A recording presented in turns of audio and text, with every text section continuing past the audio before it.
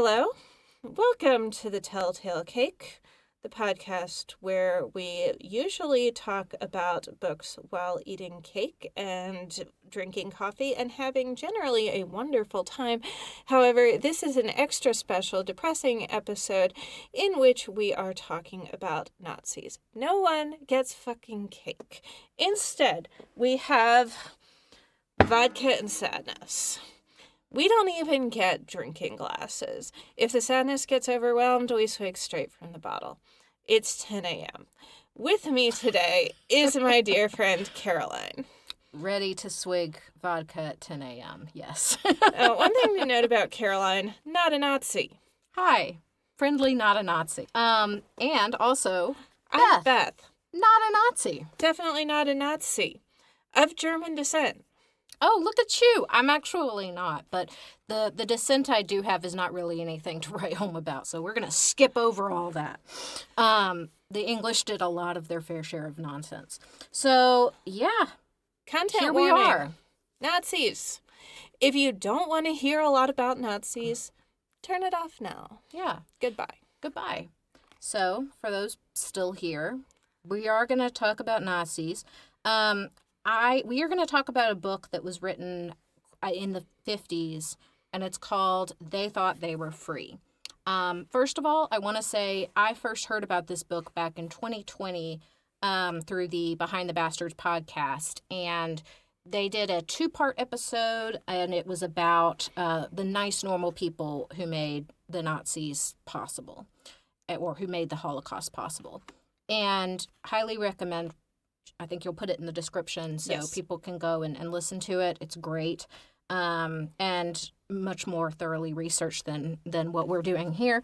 But we decided to, I was like, we really need to talk about this. More people now for reasons that are relevant. Are relevant and timely. Why do I have to be relevant and timely? I hate being relevant and timely. I never wanted to be relevant or timely.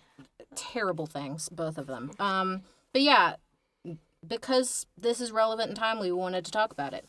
The book is called They Thought They Were Free. And here is where we do show a swastika on the cover. Sorry. So here we go. That's what you're getting. Not that there's anything wrong with swastikas per se. They're a very old human symbol. Nazis drew them backwards and made them bad. They did that with a lot of symbols. They just really were like, what are all the symbols that we can mess with and make terrible forever? Very, very tragic. Very tragic. So what this book is, it's written by Milton Mayer, who is a Jewish American journalist. He went to Germany in the 50s, obviously post-World War II, during the reconstruction, so to speak, of Germany. And he lived in what is actually Hesse, which is one of the American areas. So for those who don't know, after the war, Germany was divided up. The Americans have a piece, the French have a piece, the British have a piece, the Soviets have a piece. So he's in the American part, and he's ostensibly just there to teach at a university. And he's also there to get all of these interviews with 10 German men. There's an important piece of information, though. He did not know German when he got there, and the men he talked to did not know English. And we'll talk more about that, but just kind of as a, we'll talk more about, how much we think it was good, well translated, and all of the communication issues there. But that is the situation of the book, is that he talked to these 10 men who he calls his friends, maybe kind of sarcastically, and they were all members of the Nazi Party, but they were not necessarily all people that you envision when you think of Nazis. A lot of them were nice, normal people. Some of them are the people you envision as Nazis, but there were a lot of reasons for joining the Nazi Party that people had that they talk about, and we have this sort of myth that joining the Nazi Party was sort of required, that if you didn't join the Nazi Party, you might be killed or something, and that's not really true. They mention multiple times in this book that people who didn't join the Nazi Party weren't really bothered. And a lot of people didn't, although a lot of the people who didn't were referred to as the people who didn't really join anything, which is relatable. Very relatable, yeah. And you could suffer with reduced advancement opportunities if you were not a member of the Nazi Party, but it wasn't compulsory. And so the people who joined, some of them joined because, yes, they're super pro-Nazi. Some of them because it was the first political party that actually came to this small town, which is called Cronenberg, not its real name. Name changed to protect the not Nazis, I guess. And there were also the people who joined just because other people were doing it, and the people who joined because they thought they could change things from the inside.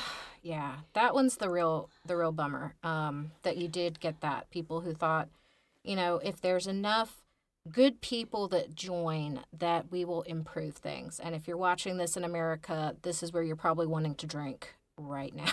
It's an option because. Yeah, we've seen how that goes. It doesn't work. In case you were still on the fence about it, that option is not really an option that works. If you know a single example of changing things from the inside having worked, let me know. Yeah, let us know, because it doesn't seem to do anything. It seems to actually just draw you into actually being complicit with things that you never would have done otherwise. Even if you try to keep your hands clean, you can't, and it's a problem. At the end of the day, you're still going to be associated with the thing. Right. Even if you yourself, most of these people did not, with a couple of exceptions, most of these people did not do things that we would consider to be horrific. And yet. Most of them. Some of them did. We'll talk about that. But they were still Nazis. And one of them in particular that we'll talk about literally helped bring people to a concentration camp in his own way, but not in the way that you've seen it in the movies. And that was probably the hardest part for us to read. We'll talk about that. So the way the book is set up is that it talks about, it kind of introduces who he is, and he being the author. The author, I apologize, Milton Mayer, and he starts off in what I think is a clever way. He starts by juxtapositioning these two different pogroms. One of them is in this town. It's actually Marburg, I think, but Cronenberg, Germany, and it is several centuries before when the synagogue is burned. And then we cut to the Night of Broken Glass, and in this small town, they do have they have a synagogue, and we get a telling of how the synagogue was burned. And it involves one of the people who was one of the more, you would think of him more as a villain character. I think he's referred to as a fanatiker. Yeah, so they use this term fanatiker, and it's kind of, it obviously stems from fanatic, but it's someone who you think of as a Nazi. Like when they talk about fanatiker, that's who you think of in Inglourious Bastards. The kind of people who were really all pro Hitler, pro kill the Jews, etc. That's the fanatiker, and it also brings with it this idea of youth, I think, because a lot of another phrase they used, which I'm not even going to try to pronounce because it's crazy German and it's got like 12 syllables in it. It translates roughly to little men gone wild, and that we also have our version of that here, of course. We have militias and Proud Boys. Yeah, Proud Boys is a great example. Little men gone wild. These like kind of frankly just losers who have joined this gang, got beaten up while reciting breakfast cereals, and now want to take over the country. Call themselves boys. A lot of them are into the no fat movement. Oh yeah, of course, right. Because very incel related. Yeah, it's very it's very similar in that way. And we'll talk too about how not everything is a 1-to-1, of course. America and Germany are very different places in a lot of ways. But one thing that was interesting to me that we'll talk about is that some of the differences have now collapsed. That was one of the more depressing things that I came across while we were reading. But first of all, let's get to know who are the Nazis. So and I did print this out because I'm not going to remember German names. And I'm going to have you read them, actually, because you are better. Maybe it's your German blood in you. We'll talk about that, too. That's, making you be able to read German better. That's a joke. That's not real. That's not real. So, yeah. More to the point, I actually listened to this as an audiobook, so I have that's a why. slight advantage. There we go. So we have Schwenke the tailor, and he is not only a Nazi and a fanatiker, he was actually a Sturmfuhrer. Mm-hmm. And his son, Gustav Schwenke, the son of Schwenke, and he is noteworthy because his Nazi father got him a job. Like, this is a very economically depressed time. The Nazis got people jobs, and they took care of people when they got jobs. And not that took care of people necessarily, more like the make sure people are getting treated well. Right. So we've got the Schwenkes, and Schwenke burned a synagogue. Yeah, and that, like I said, that's the opening thing. And one of the terrifying things about it is that it opens in this bar, pub kind of situation. And it just feels like a bunch of guys that are just going to kind of do something nefarious, but not all that terrible.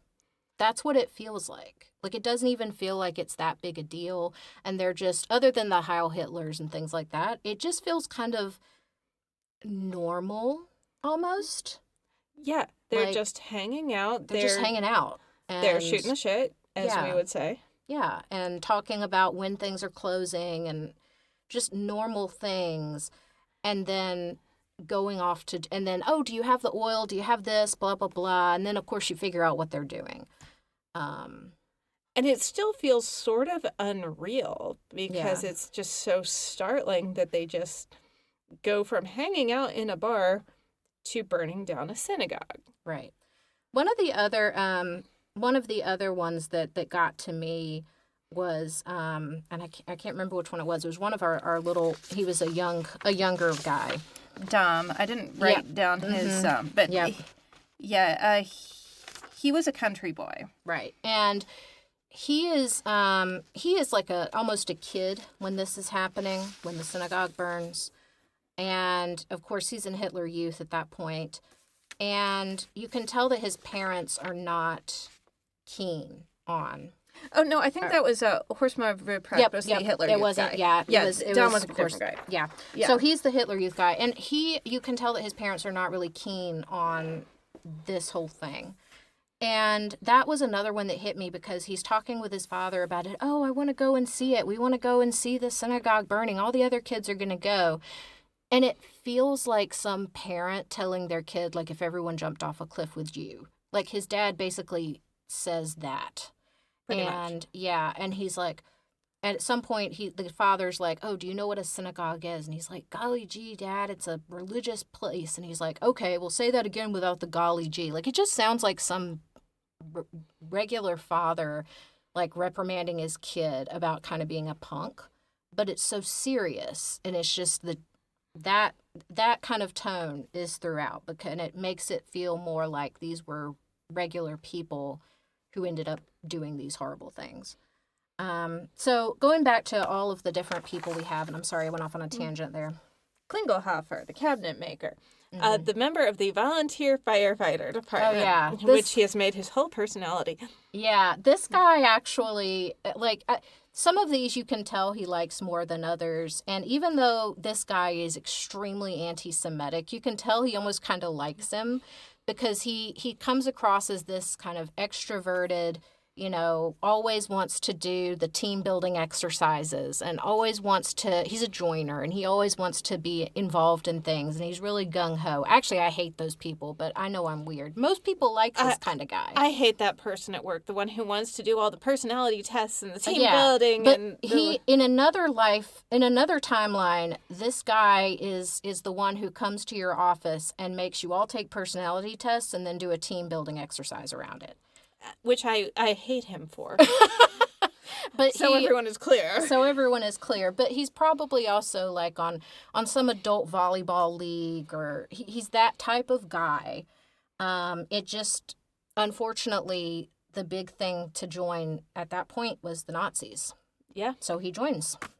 I'm sure they had team building I'm activities. sure they had team building activities. All right. Then we had the country boy that I mixed up. Dom, and I didn't even write down his first name. I got really tired writing my notes for this. Sorry. Totally fine. He's a country boy. He came to Cronenberg for a job, lost it, got one from the Nazis. Yep. One of the things that's interesting with him is at various points he talks about how his family, they were just these poor farmers or whatever, and he talks about the Jews as having, swindled them or whatever, but then what he's talking about is basically just capitalism. They buy a cow and go sell it for a higher price. Right. And so, of course, Milton is like, well, you're not a communist, are you? You're not a Bolshevist, This is just capitalism. And he's like, oh, but it was just my uncle. We didn't have to do it that way. We didn't need this middleman. And it's interesting. It's interesting how they will go back on their own supposed values in order to be anti-Semitic. Now, he also mentions that his family were followers of Otto Bachet, who I looked up because Milton does not explain this. Mm-hmm. Bachet was the founder of Germany's anti-Semitic party because that's right. It turns out that even though Germany has always been deeply anti-Semitic for far longer than it's been a political entity as a whole, anti-Semitism as a political entity was fairly new. I didn't write it down, but it was sometime in the 1800s. Right, when that really started to come to the surface, yeah. And I feel like before that, it was almost just this undercurrent background thing that almost everyone participated in. Yeah, it was just a thing. It was just normal, right. You didn't think about it, and suddenly you have a guy who's like, you must now think about it. Right. Although I will say one of the things that comes up in this is that none of these friends that he has, the little people, the ordinary people, none of them are impressed by, like, quote unquote racial science. They all realize that that's nonsense. It's their Hessian blood. Right. Yeah. And right. And they're all like, oh, I'm brunette and I'm still a German. Like, they realize that that's kind of nonsense. And they say that it's really just something for the SS and the universities, because they want to have a system that they can look at. And they're not really interested in, the skull shapes and all that kind of nonsense. And in fact, there's a joke about the Aryan characteristics of Hitler and Göring and Goebbels. Right, yeah. All the, small, dark, short guys who do not look exactly, Norse gods. Yeah, because most of them did not. There was only really, the one guy who I'm failing to think of right now. Reinhard Heydrich. Yes, Heydrich, who actually... The hot one. Yeah, unfortunately, who did look like that. Yeah, none of the others, they didn't. He died of a festering gunshot wound, though, because his Nazi doctor didn't believe in antibiotics. Isn't that lovely? That is awesome. That's beautiful. I love how that comes together. That's that might happen in the future. We're not going to think about that too hard. Okay, then we have Simon, the bill collector. And he's proud of being the first Nazi in Cronenberg. Yes, quite a thing. Oh, that was another thing. There's this kind of division between the ones who came to it early because they actually really believe this stuff, and the ones who they call the March Violets, who came later in the scene in the 30s, and who were seen more as opportunists, basically. Which I can see. I feel like I also judge people like that because there is the definite, oh, you were in it from the first versus I liked it before it was popular, Oh, yeah, they're the hipster Nazis, yeah. Yeah. I was into this when it was just a Munich little club, yeah. That's the feel you get for that, yeah. Now, Simon also talks about how he can spot a Jew, which is funny. It is funny because obviously he's talking to a Jewish man.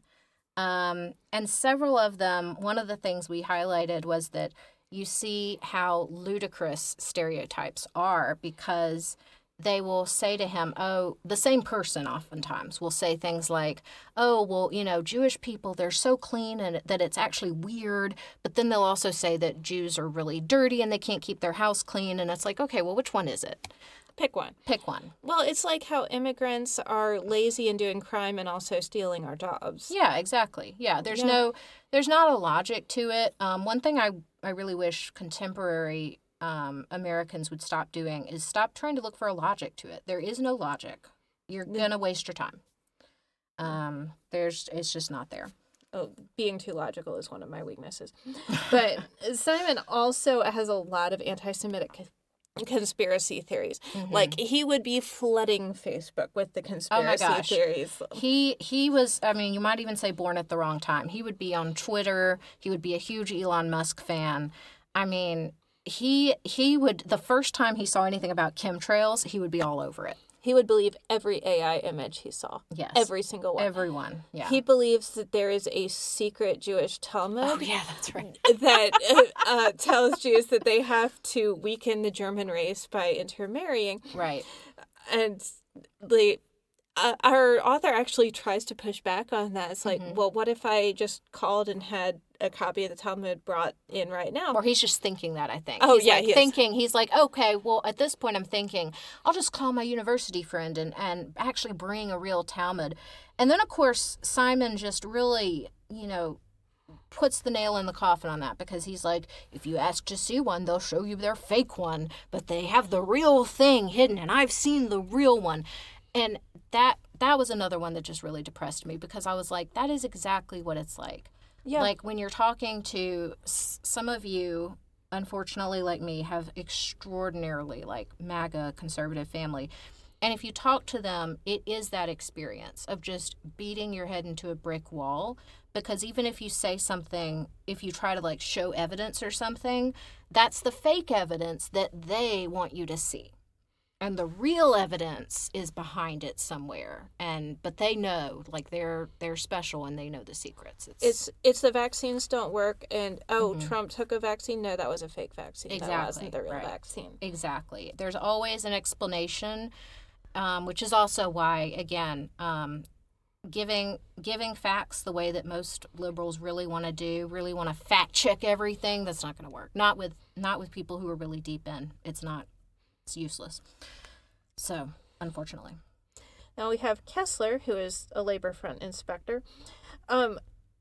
He reminded me of a passage from Ben Shapiro. Really? Yeah, so Shapiro has this whole thing about the first time he saw a woman in, I'm unclear if it was a burqa or, one of the other names. There's a variety of styles. He saw a woman wearing clothes that were different from what he expected, and he talks about how scary that experience was of watching a woman wearing clothes walking around going about her business that had nothing to do with him. Yeah. Terrifying. Her clothes were just different, man. Yeah. They were different. Yeah. Anyway, he recounts a story where a Jewish man was visiting his house, and while the family was reading from the lives of the saints, the Jewish man got up and stood in the corner with his prayer shawl, and Kessler was frightened by this. Right, because it's different. Which, in his defense, he was a child when this happened. Children are often kind of weirded out by things that are different. But his mother was also like, oh, don't be frightened. She was trying to help, but I get the impression it did not help. It just underlined that this was different. Now, I think it's... Yeah. Now, what I have issues with Kessler is that you kind of end up wanting to somehow, side with them, because Kessler is a labor front inspector, and his job is to give people jobs. Mm-hmm. So when you join the Nazi party, they will find you a job. Right. And they don't just, go to McDonald's and do your thing. Have fun with the exploitative system that is capitalism. Mm-hmm. If you're being mistreated in your job, Kessler will follow up. Mm-hmm. And he will make sure that you are getting a good labor experience. You are getting fair wages. Your boss isn't being an ass. Right. And I hate that life is messy, and I have to say that's a good thing. Yeah, because, this is another one of it may be the most important lesson in this book is that life is messy. And we'll talk way more about that when we get to the police officer, because, whoo boy. We're getting there. But yeah, it is messy. And part of that is, and part of the way that they really were neutering actual socialism was by saying, oh, well, we're taking care of labor. They actually weren't. Like, they ended up really, really neutering the labor movement. Oh, good. I like knowing that. That makes me feel better. But you could make people feel better by making sure that, if someone's really for the party, their experience is going to be good. And the way that they did it was like, you don't really need a union because we're going to take care of it. And your boss is going to be good to you. So you don't need unions. You don't need collective power. We can be that power for you. And you never want to mix your union with your government. No, it's a bad scene. This is about where I started pooping out on making notes, but I think Kessler is the guy who was really conflicted because he kind of left the church and joined the Nazi church and ended up... Yes, and that was an interesting one. So he... there's a great line where, he said he stopped sleeping at night and after this, and Milton was like, well, when did you start? And he's like, I haven't slept a good night since then. And you could tell he's torn up about it because he ended up going and joining this German church, which, if you're not familiar, they made basically a quote, German church, which a lot of the Lutheran church there went to. Of course, some split off and made a confession church, but that was a minority. And the German church, as it went on, became less and less Christian because they tried to take out anything that was Jewish. And if you know anything about Christianity, there's not a lot left once you take out everything that's Jewish. So, like, their Bible didn't have the Old Testament. They had to say that Jesus wasn't Jewish. And eventually, they really just made it about being a good German, and it became this really pagan church, basically. And so, which is, boys and girls, that's why you should not marry church and state. It's always bad. Yeah. It's not good for the church either. It destroys it. So this Kessler fellow, you can almost, I found this moment where I was sympathetic for him because he's like, these people who were in the German church, they wanted funerals and weddings and all these things, and he was a good orator. That was his skill. And the church was very anti the German church, right, which I'm good for them. Yeah, good for them. But he was like, what about these other people? They needed somebody. But he, it was one of the rare moments where somebody actually was like, you know what, I did this wrong thing and I'm not even going to make a real excuse for it, because it was very rare that happens in the book. Usually they've got all kinds of excuses and they will go back and say, it wasn't really that bad. But here he's like, oh yeah, no, I blasphemed the church and I'm probably going to go to hell. And I'm not a huge fan of the German, church. I've visited a German-built church in Tanzania, actually, and there was a mural of black children being led to heaven by white angels. It's not a great church anyway, but you could see almost this kind of clarity in the way that he viewed that. And it's so frustrating because, like Milton, you kind of want the others to get that clarity. But it also doesn't even help. So, there's the guy who joined is the Nazi youth. The Hitler Youth. The Hitler Youth. He goes in and does this whole thing of, oh, it was all my fault and all this stuff. And he makes these big show of confessing. And Milton says, when that actually happened, it didn't feel authentic and I didn't feel relief. And it kind of reminded me of things where a white person in America, will probably out of very good intentions try to be like, I'm going to beat my breast and really take on all this guilt. And, it doesn't really help. It does not. And we should also mention Milton in this situation has a lot of unmet emotional needs in having these conversations because he is a Jewish man in Germany. Right. And he talks about how he wants to hear these Nazis say they were wrong and they've done terrible things, and he's not going to get that. No, he's not. I mean, there's even one instance, I forget which friend he's talking to, but one of them says, we didn't realize where it would end. And Milton thinks he's talking about the Holocaust, and he's like, what do you mean? And then the guy says, we didn't think it would end in war. So what he's regretting is not the Holocaust. What he's regretting is that they lost. And I marked something I do want to talk about briefly once we get through these characters because, We can. because or I'll just go ahead, I guess, Yeah. because it reminded me a lot, and Milton doesn't really talk about this because he's from up north, but their attitude reminded me a lot of Confederates. It reminded me so much of this whole, well, of course you think that because you won. And the winners write history. Like, I grew up always hearing that. My family, they were very, weirdly pro-Confederate, even though I grew up in the 90s. My dad literally had a partisan or Southern Partisan magazine when I was growing up, which is exactly as bad as you think it's going to be. And that was the message, was basically, well, it wasn't so bad, but it's written as being so terrible because the winners won and the winners write the history books. And they say really the exact same thing. They're basically like, well, of course you think it's terrible because you're an American and you won. So I thought that was really, that hit home, that one. Speaking of things that hit home, let's talk about Herr Hildebrand. Now, this is sort of going to get complicated in a lot of ways. Hildebrand is the schoolmaster, like high school teacher. There's not a lot of higher education going on in Kronenberg. Mm-hmm.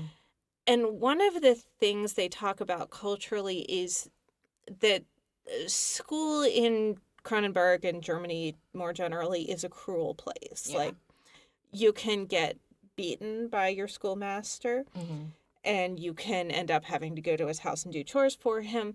And because people don't grow up and move away, and the schoolmaster continues to have a good cultural place, you can never really get away from this cruel situation that you grew up in that may have traumatized you. It's kind of like your childhood bully was someone who had all this authority and cultural cachet, and now he's your neighbor forever. And I have feelings about that, and I also have feelings about the fact that I really kind of identify with Hildebrand, and Mayer seems to kind of like Hildebrand. Yeah. Maybe because they're in the same, cultural class. They're the more educated people in the town.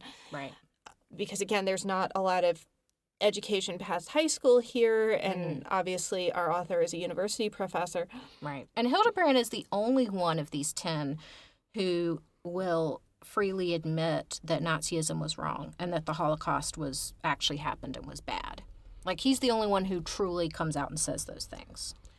And he also talks about kind of not really knowing what to do. I think he's the one who talks about governance was by surprise. Right. Which I really do want to mention because things change fast. There's a lot of uncertainty. We don't know what's happening. Yep. In my job, I don't know what's going on with federal funding and how that will affect my job. That line... I read this book originally in 2020, and reading it this time was so much harder. It was rough. Oh, boy. That one's hard. But yeah, if you feel comfortable telling about your Tanzania story. Yeah, absolutely. So Hildebrand talks about how, the government by surprise made proclamations that were poorly defined about what he had to teach.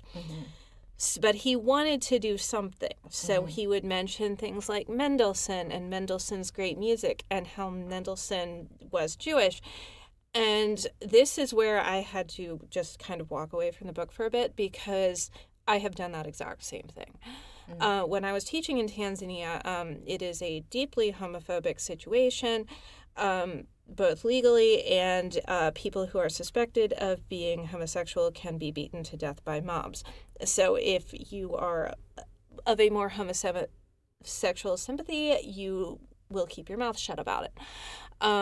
However, I was there with the U.S. Peace Corps. I was there by invitation. I was teaching computer fundamentals and some other stuff.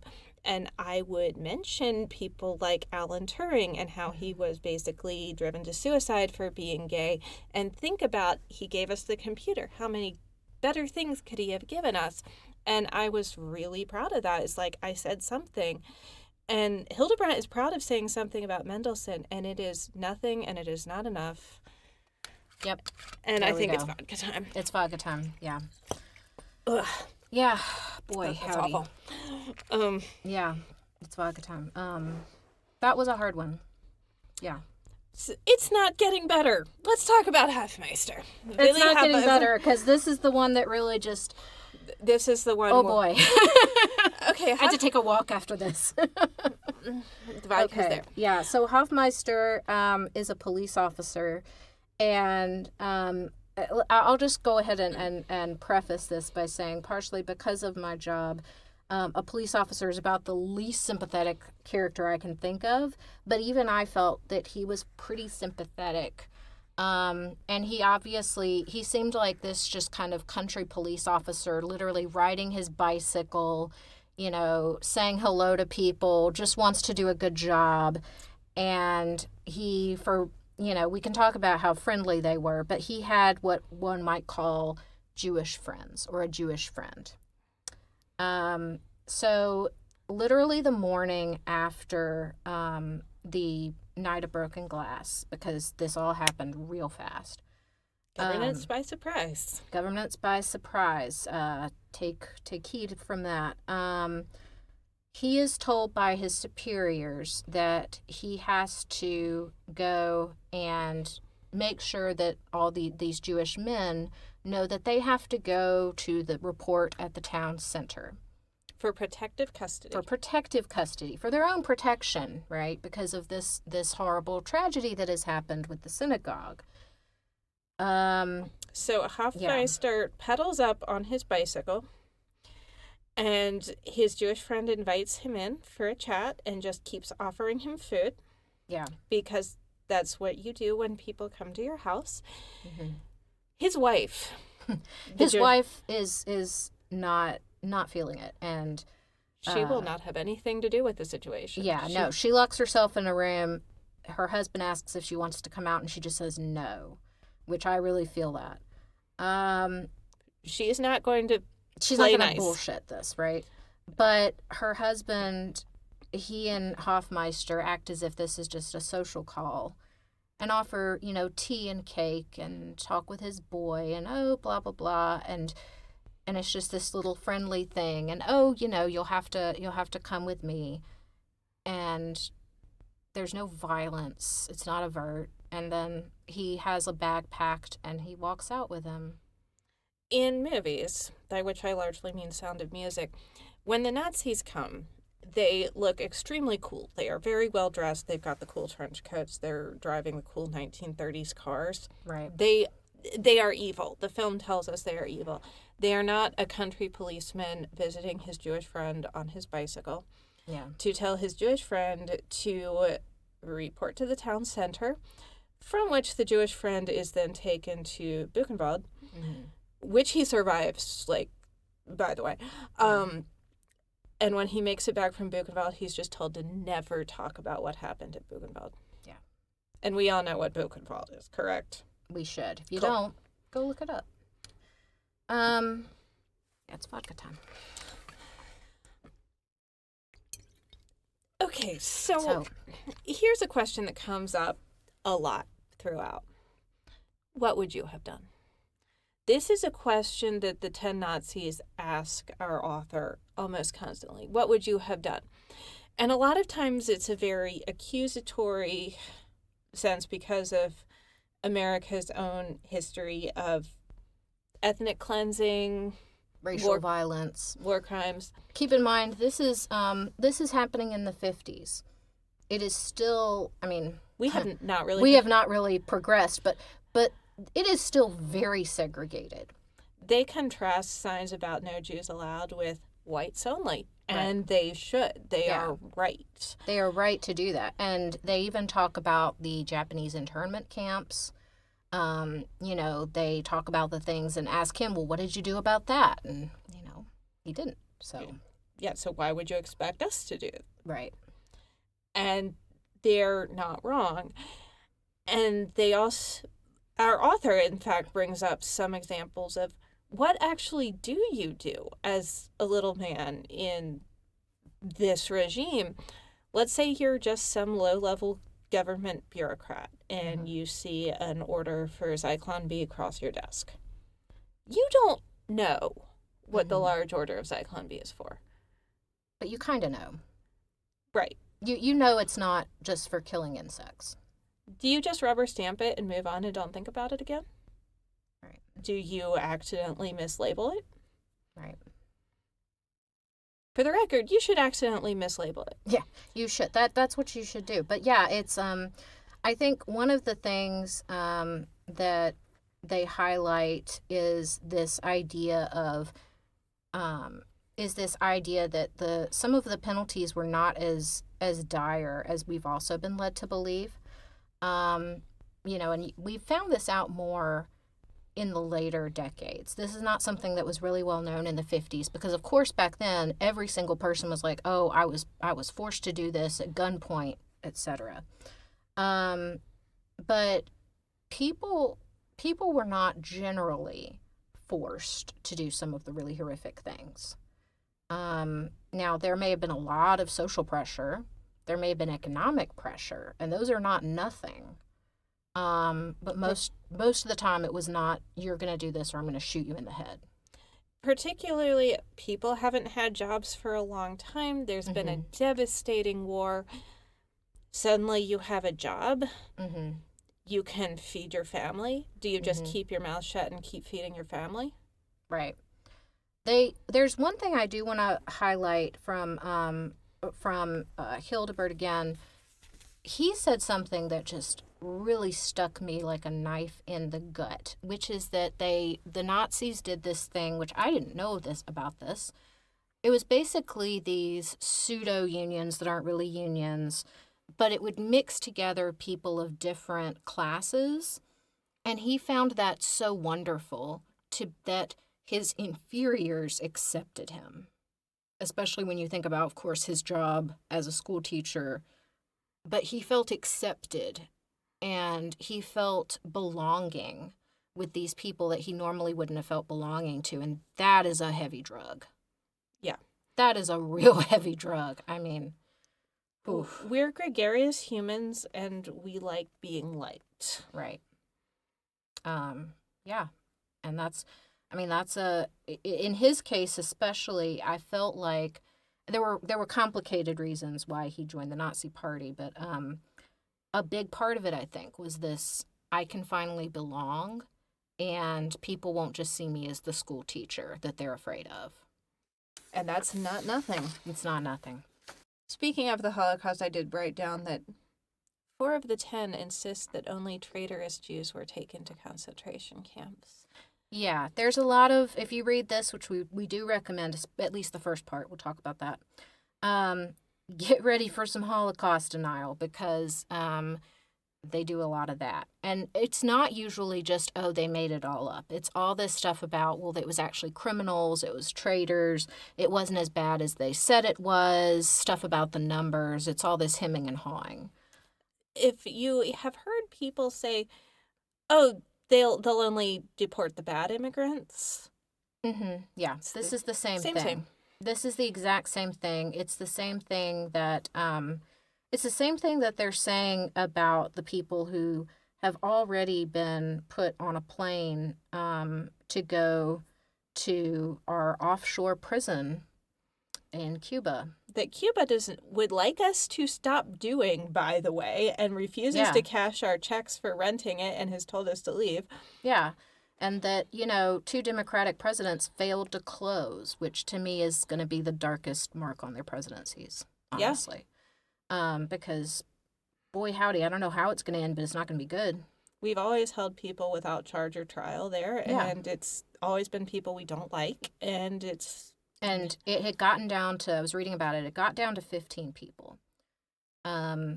They are massively expanding it. If you want to look this up, it can be hard to get New York Times things if you don't have a subscription, which I don't really recommend that you do. But you can get it for free, probably through your local library. That is a good point. Yes. Go to your local library's website, sign in. It's usually down in the bottom under databases. If it's not clear, if you can't find it, ask a librarian. There'll be a web form. They will be happy to help you.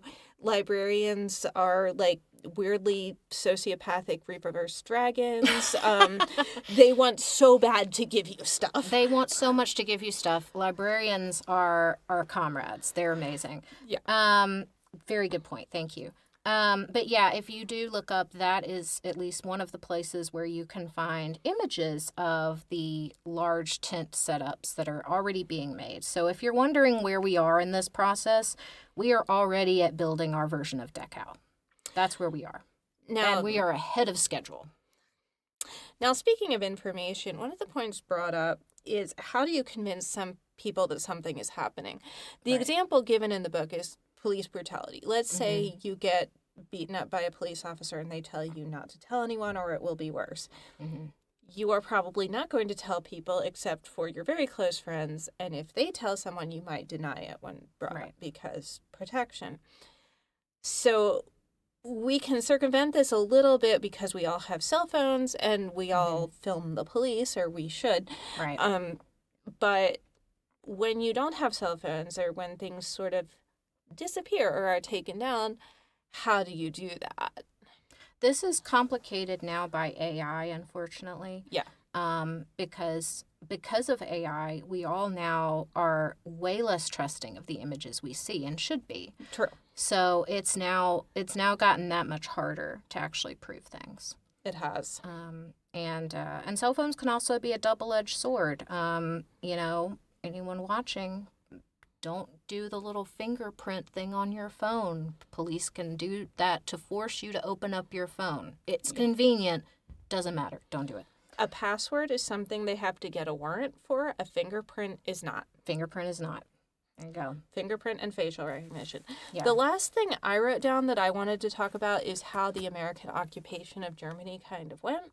Mm-hmm. Because I don't know about you, but I sort of grew up with this myth that we moved in and we re-educated the Germans and we did justice at Nuremberg and everything was great. And we heroically went in and did the airlift. My great uncle retired as a brigadier general, and one of his accolades on his military record site is that he was the first bomber pilot in the airlift. That's awesome. So particularly for me, I think of, the American occupation of Germany was a good thing. And then I learned from this book that the airlift was largely started just to convince people that communism was bad. Right. That the CIA was having a tendency to come in and try to murder people that they didn't like Which is fast, because, the CIA was just getting going, really, at this point. But, yeah, long story short, the Americans very quickly realized that their big foe was now going to be the Soviet Union and communism. And, absolutely used former Nazis in their fight against communism. Absolutely targeted some labor leaders for taking out. Yep. It's dark. If you want to look up into that, it is a dark story. But yeah, there really wasn't re-education, and particularly for, quote, the little men, there was no attempt, not even a little bit, because. And I understand that. Honestly, that I'm not going to blame them for so much, because Europe post-World War II was a busy and chaotic place, and the refugee rehoming alone was massive. There were massive amounts of orphans. There were people, so many people were displaced. It was messy. So it's not like I'm just sitting here very comfortably, trying to Monday night quarterback this. But it is also true that America very much intentionally recruited Nazis, quote unquote, former Nazis who, quote unquote, saw the error of their ways in their fight against communism.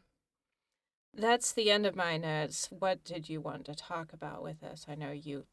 I do have a few quotes that I want to give that I thought were just really nail on the head. here's the first one that I did, and this was the first really scary one that I noticed this time around and not the first time. Okay, so this is just Milton talking in the foreword. If I, and when he says my countrymen, he's talking about America. If I and my countrymen ever succumbed to that contamination of conditions, no constitution, no laws, no police, and certainly no army would be able to protect us from harm. For there is no harm that anyone else can do to a man that he cannot do to himself, no good that he cannot do if he will. And I think we're all experiencing that. We're experiencing that, you know, the courts are only good if people agree to abide by them. The courts don't have their own army. No. They shouldn't either. They shouldn't. It's the thing is, we just all kind of agree in this society that laws are real and that the Constitution is real. And if the courts themselves have people in them who have decided that rules about accepting gifts from billionaires don't apply to them. Right. Or that if a president does it, it's not a problem. What do we do? What do we do? And if the courts do say something is wrong, if they do push back, as they have a few times, recently, and the president says, come at me, now what? We have rules about habeas corpus, and we still have a place where we hold people without charge or trial. Yeah, we have had rules that have been flouted for over a century now. Or not over a century, I won't exaggerate, but for a long time about how Congress has to declare war. Yeah. Well, that hasn't happened in a while. Rules are great, but people have to agree to follow them. Right. And what we're seeing right now is that it can all too often just be a paper tiger. And certainly not the police and certainly not the military are going to protect you. And this is one of the issues we have with international law. Mm-hmm. Nuremberg is actually one of the first times anything international law really happened because the League of Nations had no power, legal authority. Right. And still with Nuremberg, there was not much that happened. You did have some people who actually were killed, who, needed to be killed maybe. I'm against the death penalty, but I can't argue too much about executing Nazis. Yeah, that's the thing. I generally am against the death penalty, but I'm not going to cry about the people who were executed. But there were also people whose death sentences were commuted and just went home. There was one, and I forget her name, but one female Nazi doctor who was fairly notorious. Yeah. She just went back to her home in Germany and continued her medical practice. And years later, one of her own victims recognized her. Can you imagine? God, that's awful. I can't even fathom. I will say, I think because of sort of this benevolent sexism, they were particularly easier than they should have been on women. Yeah. Who absolutely were doing some horrific things. Yeah. So there's that to think about. Another thing which I wanted to say, and that is this sentence which did strike me in 2020. And it's talking about his 10 friends. Only one of my 10 Nazi friends saw Nazism as you and I, saw it in any respect. This was Hildebrandt, the teacher. And even he then believed and still believes in part of its program and practice, the democratic part, which is the part where he was, belonging and being able to be friends with these other men. The other 9 decent, hardworking, ordinarily intelligent and honest men did not know before 1933 that Nazism was evil. They did not know between 1933 and 1945 that it was evil. And they do not know it now. This is where I might have to have my second thing of vodka, because if you're like me, one of the fantasies that you may have held on to throughout this whole time, which I've had to give up, is the thought that the people you grew up around, in my case, almost everyone I knew before 18 is now MAGA.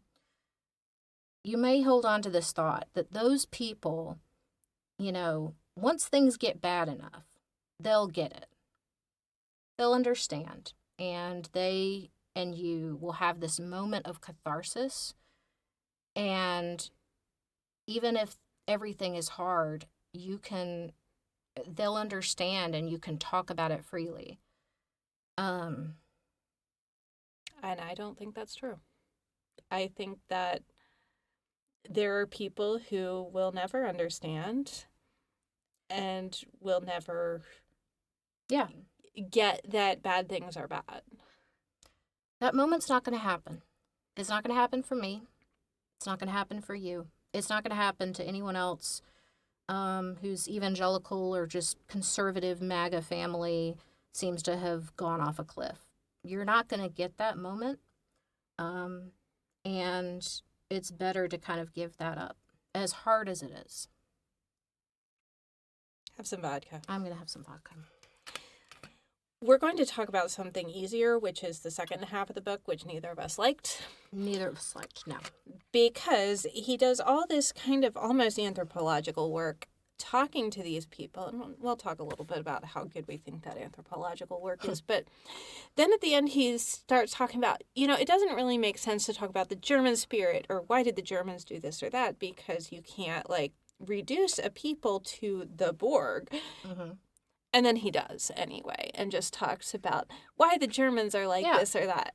And he spends a full, I highly recommend part 1 of this book. Yes. Highly recommend. You can skip part 2. If you really want to, you can read it just to kind of see what he's talking about, but it's not worth it. Because he basically he just pulls this whole thing where he talks about the real Germany and the German spirit and how they always felt this pressure. And when we talk about always Germany. Yeah, first, I have some notes. First of all, which he should definitely have known because he knew about German history and is an educated person. Germany was not old at this point. It was less than a century unified at this point. Germany is very, very recent. Very recent. History. Even more recent than America, which historically speaking is also recent. Germany, as recently as the late 1800s, if you were in Bavaria, you would have called yourself a Bavarian. You would not have called yourself a German. And Prussians were very much Prussian. I would have actually felt a little bit better if he had talked about this as the culture of Prussia, because that's really what he's talking about here. He's talking specifically about Prussian culture, which is what informed the army, and their military was based on the Prussian military. That's what he's talking about. But it's not this idea of German blood, because that's not a thing. No, we all learned all of our myths about the American Revolutionary War.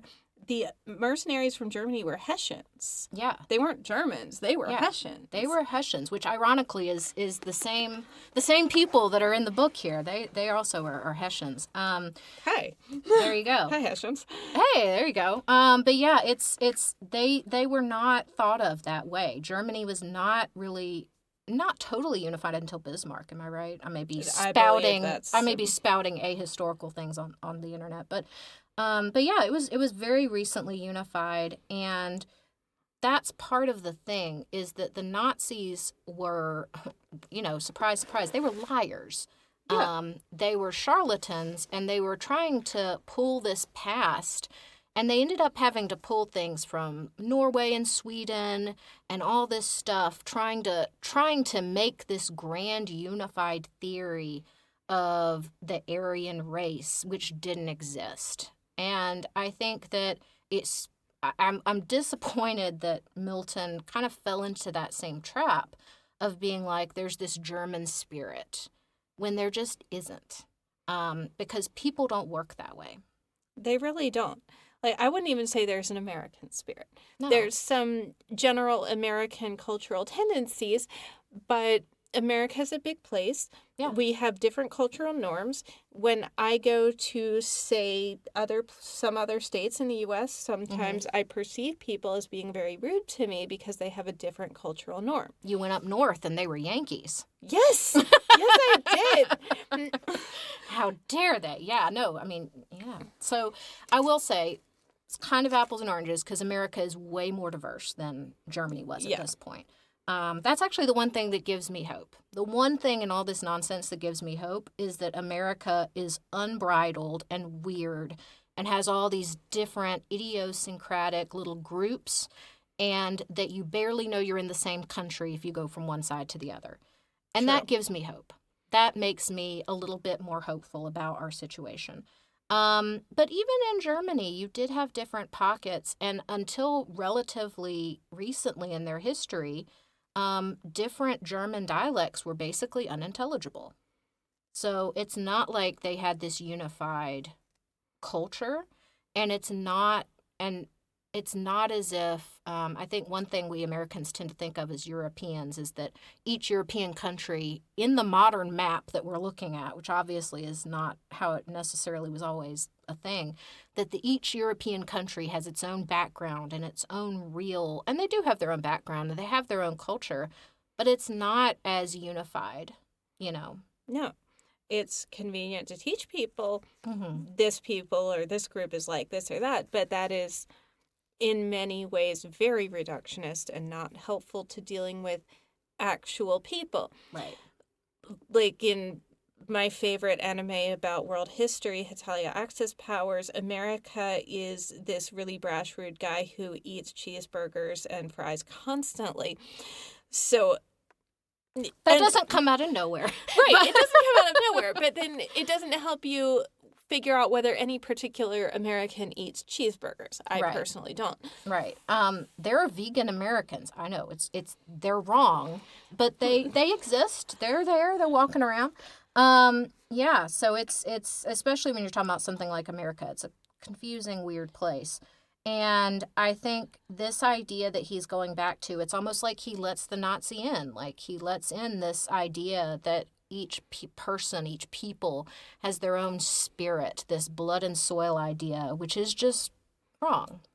And I will say, to give him a little credit, that he is probably looking for an easy answer because, again, he has emotional needs here. Yeah. And I don't think that we should underestimate the emotional needs of a Jewish man talking to Nazis. Right. That's got to be really difficult. There's one point where I don't know that it was the teacher. I think it was a university professor he's talking to who said that, you could actually talk to Jewish people about these hard things because, of course, they weren't going to rat you out. And Milton says this nice little thing here, which I think all of us white people need to really take this to heart and think about it, where he says, maybe they didn't enjoy just being a sounding board for like your trauma. He doesn't say your trauma, but that's basically what he's getting at. Like, think about that as you go about your life and decide that you're going to treat the friends of yours that are people as color as a sounding board for your trauma. Yeah. Maybe dial that back a little bit. Deal with your own trauma. Deal with your own trauma, yeah. But yeah, and you're right, he does. And he's got to, of course, be secret about it. Yeah. And just swallow all of these things. I mean, he's sitting here listening to these people just say these horrifically anti-Semitic things, thinking that they're in the presence of a Gentile, and he's just got to swallow it, Yeah. And I will give him a lot of flowers and credit for that. Yeah, so he's probably feeling a certain kind of way about Germany, and I can't really blame him on that one. But yeah, it's that we didn't love that. It's got some interesting stuff about history, so if you want to do that, that's good. But there are better sources about German history. The really interesting part is part 1. Yeah, read part 1. Read part 1. So what have we learned from all this? Normally, at the end of these episodes, we rate them on a unitless sugar scale because we are happy and fun. Today we are rating things on a vodka scale. Mm-hmm. The V stands for veracity. We just talked a lot about the fact that our author has to have a lot of unmet emotional needs. Mm-hmm. And he talks about. I don't want to try to read people's minds. He talks about how much he wants to hear people say things. But he is talking to a small group of people in a town. And by people, I mean men. They are all men. He actually at one point refers to, I think, Taylor Schwenke's wife as just, she's afraid of her husband and afraid of her son. It's like, how would you know? You've never talked to her. Yeah. Now, granted, this is the 50s. And I'm not sure that he is of the social ability or class to talk to women by himself. Right. Because that can be fraught. Yeah, and that's, that's the thing. Actually having these kinds of conversations with women would have been way more difficult. And I also don't think that he can do it. Yeah, no. But even with that, I'm not sure totally how well he's having these conversations with his male friends, because even if we assume that these people are all telling him the whole truth, and nothing but the truth, and he's a foreign occupier. Right. So do not assume that. Right. He does not start out speaking German, and they do not speak English. He says that their ability to teach him German makes them able to trust him because there's a condescension, right? Because they know more than him. Maybe. That'll get you somewhere. I don't know that it will get you to being able to do good translation work and hear accurately everything that's being said to you. Yeah, that was a little, that too. I will say, in terms of what they were themselves saying, people like to talk about themselves. True. Especially if they've been through traumatic events, which all of these people had. Yeah. And they've been through a war. If, this guy is acting like a good journalist, getting people to open up and talk about themselves and being a listening and seemingly sympathetic ear, they clearly, some of them especially, have a lot they want to say, and they really want to be heard. Yeah. So I will say that I do think they do want to talk about their experience. I mean, he even mentions that he didn't even bring up Judaism, and all of them independently brought it up really early on. And a couple of them in particular will just keep returning to it. That is true. So, So it's, I would take it with some salt, but... Yeah. So, because we don't hear from German women, and we don't really know how good the translation was. Also, Milton himself will say some things that make me cringe a little bit because it is the 1950s. Sure. And that you kind of have to go in knowing it's a 1950s man writing this. There's going to be some cringe in it. But the people he's talking to are all also 1950s men, so, right. So they are not going to cringe when he says these weird things about Orientalism. Right, exactly, yeah. So, and it's nothing, I mean, it's nothing really horrible. I mean, most of us have heard worse things from our own family members, but oh yeah, but it makes the modern reader a bit squeamish on occasion. The O stands for ominous, which I guess should be ominousness. Whatever. Who cares? It is ominous. It is, especially when we are currently being governed by surprise. Yeah. I mean, it's way more ominous now than it was when I read it in 2024. And there was also a quote, I won't try to find it, but where he talks about how the FBI is so new and doesn't really have as much information on the Americans as the German civil service had on the Germans, and that they really couldn't escape and all this. And I thought, well, that's not true anymore. Nope. All of our information is just out there, and there's literally a billionaire who just has access to our Social Security numbers. So, yeah. Yeah. Love that for us all. So, yeah, peak ominous. I'm not even sure ominous is the right word. It's more like just a raging. It felt ominous in 2020. Now it just feels like a siren, like an alarm bell, We passed the omen part. It's just happening. Yeah. The D stands for distinctiveness. Yeah, and it is. It is. I have not encountered a book like this. I'm not saying there aren't ones. Where someone is just talking to, really ordinary Nazis right at that time. And it's distinctive in that also it's a Jewish man. Yes. Talking to these Nazis. And getting all of this, they're kind of They're ordinary observations. And they're just ordinary human flaws and the way that they will contradict themselves. And I actually really identified with that as someone who has listened to a lot of conservative conversations where I want to be like, but you just said, but that's what they do. And it just feels, it does, it feels distinctive in that way. It really does. I was sort of blanking on K, so I went with Kantinus because I both want to say that and because Immanuel Kant is a German and he talks a lot about Germany and philosophy. The problem is I don't really know that much about philosophy, so when I say Kantinus, I don't really have anywhere to go with that joke. Yeah, I mean, I know a little bit more, but it's, from college a million years ago. I will say, if you know anything about Kantian morality, ethics, it's very much this didactic idea of following rules. And if you've ever seen the TV show The Good Place, one of the characters is big into Kant and how you can't lie and you can't do this, that, or the other. That falls apart if you're living in a Nazi regime or a totalitarian regime in general. And there is one thing to illustrate that, actually. So I think it's a university professor tells Milton about a story about a judge who had been a judge a long time, considered himself good, impartial, a good judge. Yeah.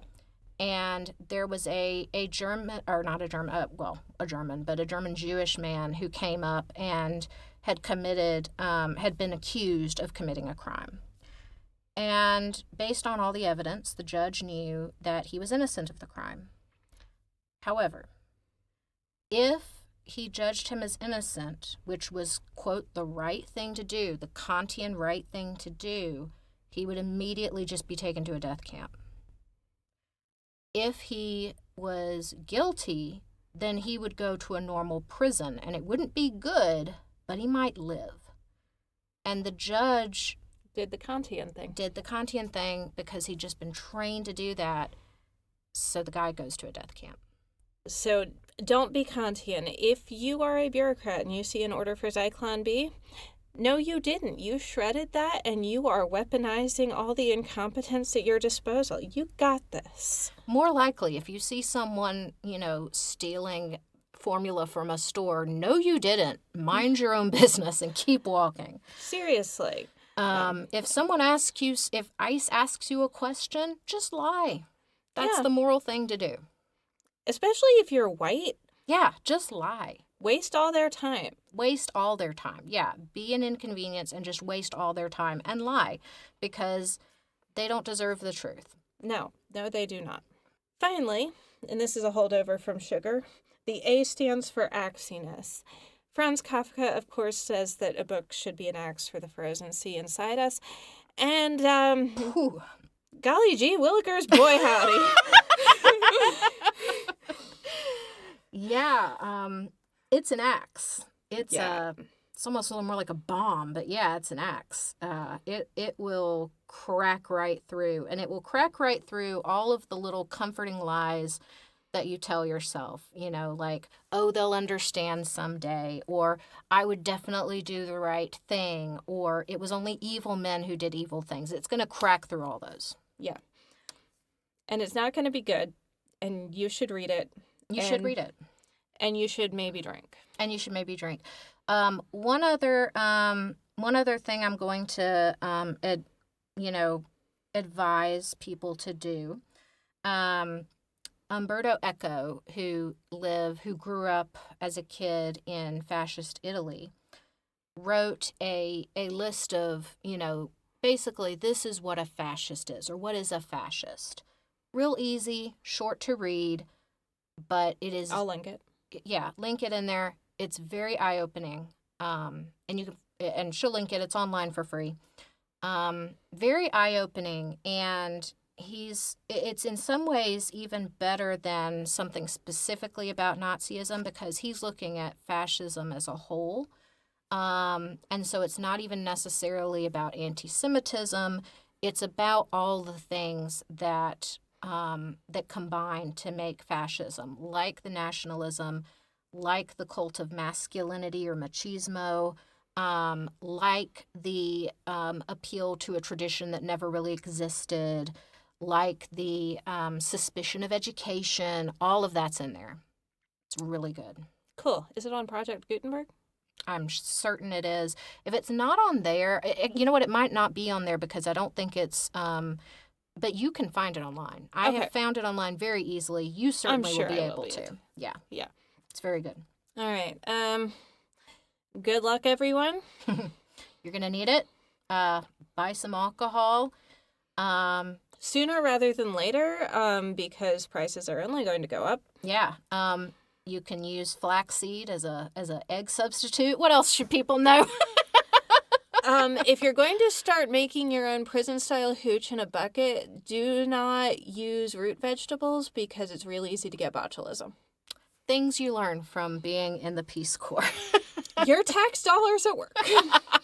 Maybe not for long. We'll see how long that Yes. goes. Yeah. All right. Yeah, good luck, everyone. I got nothing. Good luck. The only other thing I can say is try not to isolate. Try to find your people that you can trust. And we love you all. Yep. Sorry. Good night.